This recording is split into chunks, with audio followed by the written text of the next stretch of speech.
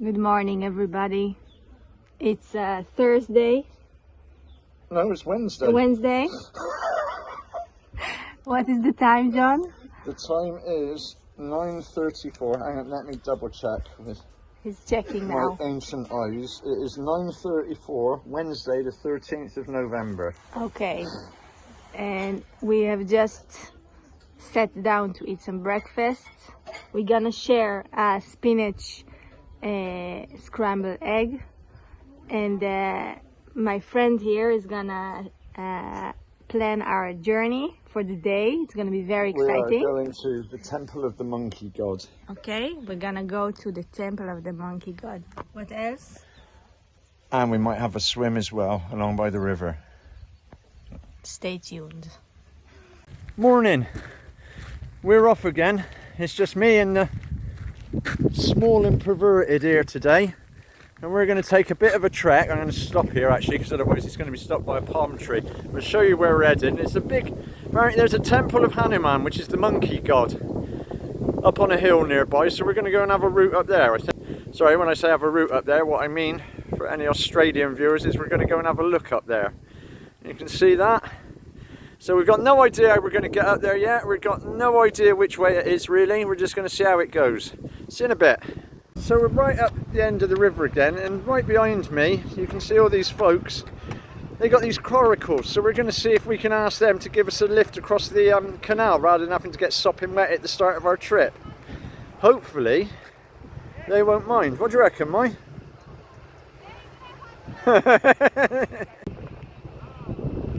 Looks like we've got a lift, so hopefully, I don't know if I'll get a film while we're in the boat. I'm worried about dropping my phone in the water, but you can see what's going on. Well, that was quite a nice little interlude, wasn't it?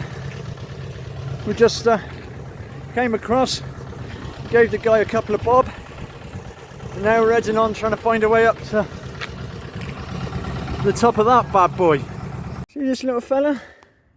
He's not that little actually. If I put my boot by the side of him, he's a centipede or a millipede. Look how big that bugger is. You don't see them in England.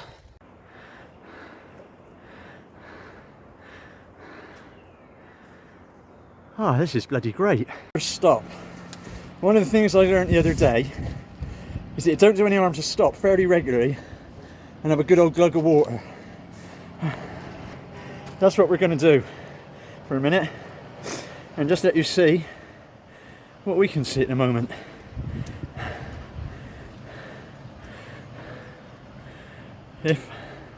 If this don't stir your heart, then quite frankly, there's something fucking wrong with you.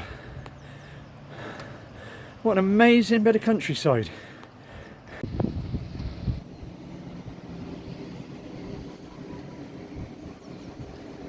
We're just looking, trying to work out sort of how the Indian countryside must have looked like before. And if you see that patch of jungle down there, that's probably what it looked like. You don't see many palm trees or anything in that. And if we come round here, across the river and onto like all the paddy fields, you can see all the palm trees are like all planted in rows and lines and sort of pretty much equally distanced apart. So this is obviously, I mean, it's clearly cultivated ground, right? But must have taken a hell of a job to clear it all out, right?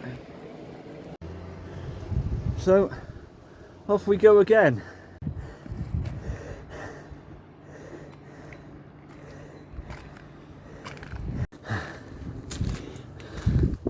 Yes, I'm breathing heavy because it's fucking knackering, but well worth it. River further on up there. River goes a fair old way back from the looks of it. Right off in the distance there. I think you can just about see it. They're, like last night, it looks like they're burning off more stubble.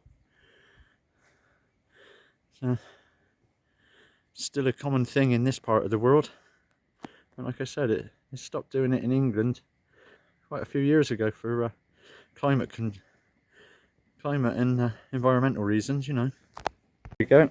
Okay, so a little bit of geological information. I'm gonna pretend to be one. Not sure how this is gonna work out. Anyway, what we see here is a landscape shaped by granite, by the stone granite, which is a magma that is exposed to earth in slower phases, in slower timelines. That means that the granite doesn't have a lot of shell, you know, like colors inside, because it's a slower process. Right. And this is what shaped the whole environment. Okay? Yeah. How it's exactly going to work out is going to come next. Cut. I can get these on film. There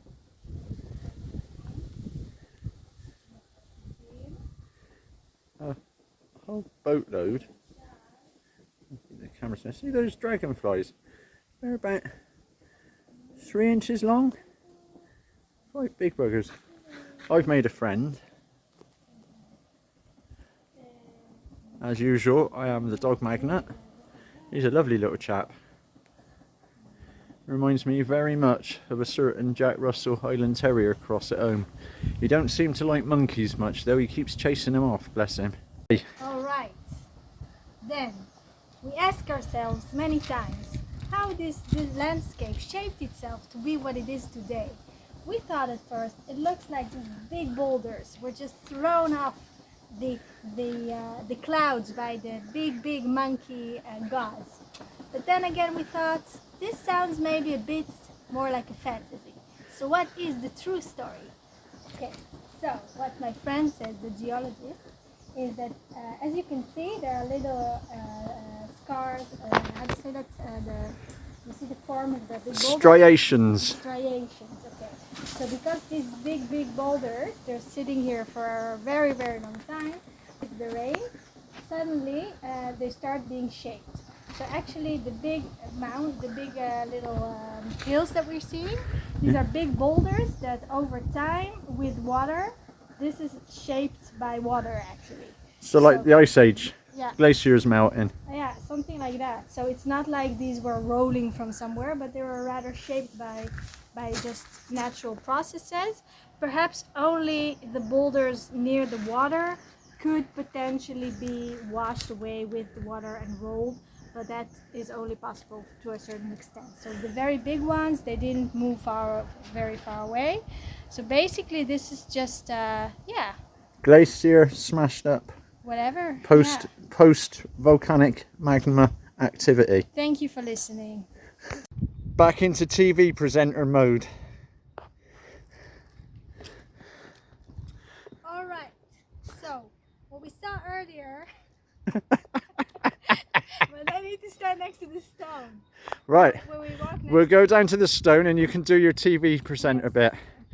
Just had a very dramatic incident. Unfortunately, we could not film it. But what happened is, you see those apes right there? Hang on. There you go. Right there. You can see the apes. Yeah, you can definitely see the apes. I was sitting chilling and then suddenly I heard this little noise and I saw the apes walking towards me, very determined to take something away. I looked them in the eye, they looked me in my eye, and I was like, you're up to no good. So I called John and then he came with the catapult And saw the bloody thing off. smashed the bloody thing away. I didn't I just want to point out, I didn't actually shoot the catapult at it. All I had to do was get my catapult out of my pocket and aim it with an empty fucking rubber at it. So I haven't actually been attacking monkeys again, I promise. Monkeys were harmed during the making of this video. Look at this. Oh.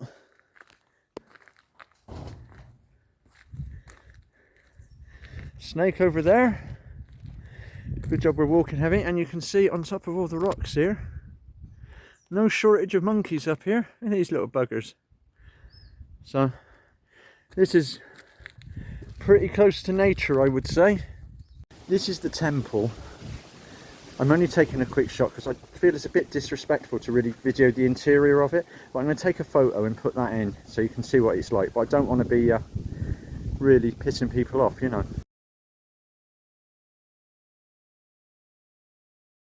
photo, you'll be able to make out that there's sort of the front of the temple's locked with a padlock, and there's another padlock on the inside with a cage door. John, Agent 47, was telling me that they have to do that nowadays because people were coming in from the cities, like Mumbai, being paid by museums around the world to come and nick the relics and the sacred objects that are held inside the temples, because they pay big money for them. But of course, some of these things are 1,000, 1,500 years old, so they're absolutely sacred to the villagers. So now they have to take sort of serious steps to secure their sacred relics. What a shame! What shitbags people are, you know?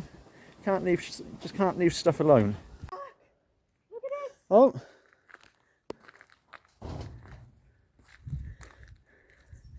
Snake over there.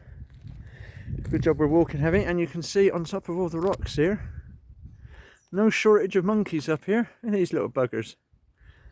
So this is pretty close to nature, I would say. Say that again. Do you see these little bubbles there? Yeah. Yeah, just making them out at the edge there. It might be a snake. It might be little frogs. There's a little frog over there. Or the Loch Ness monster. Oh, the Hampy Ness monster. Or the Loch Hampy monster. I wonder what that is, isn't it? That could be a crocodile. There's a little chap here, little lizard. We're just walking past him now, so didn't want to disturb him, but he's going to be off, I reckon. Or maybe not. Ta-ta then. I'll show you a bit more of the path that we're following. Like I said, it's very clearly marked, but again, walk on 100 yards and the view is completely different once more.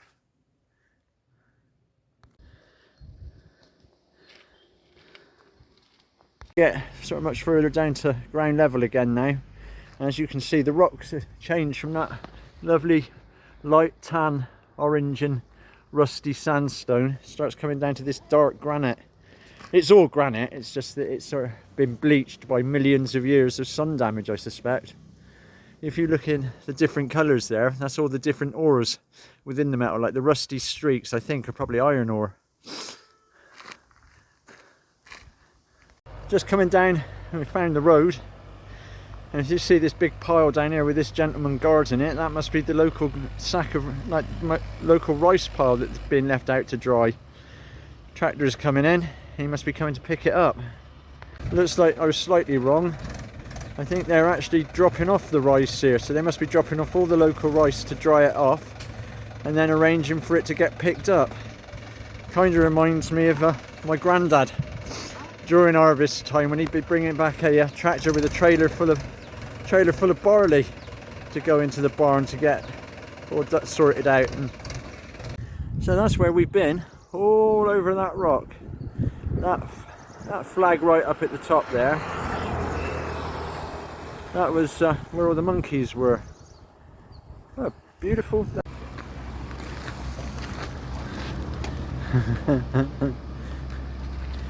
Tractor coming. We're just coming into Sanapura now, which is a little village just outside of where we're staying. I think it may well be time for a cup of chai, or a cup of chai rather, but I am gagging for a brew. I don't generally consider myself an unfriendly person, but I do sometimes have a sort of villager's mentality of not trusting outsiders much. But all around India, everyone's been so friendly and nice continually. They're always sort of chatty, say hello, and you really do feel welcomed. I mean, I know obviously they want to make a bit of money, and who can blame them, but the reception you get here compared to the reception we give sort of ethnic groups and people we don't, and strangers in our own country, couldn't be more fucking different. It really couldn't. The size of this A-Rick on their bales. That's the boys, the local lads, I guess. Now this is just a tiny little village, so you imagine when it starts getting busy, tuk-tuks, tractors, bikes, cars, vehicles, cows, people. It just does not stop here. It's fucking ace. So we've come down the road and we are finally, most importantly, getting a cup of chai. As my erstwhile companion here looks suitably flustered. Chai. Cup of chai, yeah. I make an English person of her, yeah, I tell you. Young in here has had a cracking idea of stopping for some papadums. And we got a bit of yogurt and some really spicy salsa inside it. And I gotta say, it is a bit fucking special, isn't it? So good. Very nice, really spicy, and the yogurt just cools it all down. Yeah, good call, mate. Usual ending to one of our little trips is sitting around a table with a plate full of load of empty plates, and joined by none other than Agent 47 himself, back from his own mission. Again, we don't ask, he doesn't tell. A final aside, as they say. Just haven't really shown off how lovely the guest house place is. So I'm going to turn the phone around so you don't have to watch me. Just how nice a place this is. Lovely folk working here. This is my been my bungalow for the last few nights, and tomorrow night and tonight. And up here is the restaurant. That is there is Raj. He is the owner of this splendid establishment. Naturally, we've got some bikers coming in. It's India. Just went in for a shower, and naturally I've missed an awesome sunset. So I'm just heading up to the top here and see if we can catch the last of it. But it's, the whole area is bright, not just me being bright red. Everywhere's bright red. It looks amazing. Unfortunately, the camera really just does not do this any justice at all. You've got no idea just what a rich red colour all of this lot is.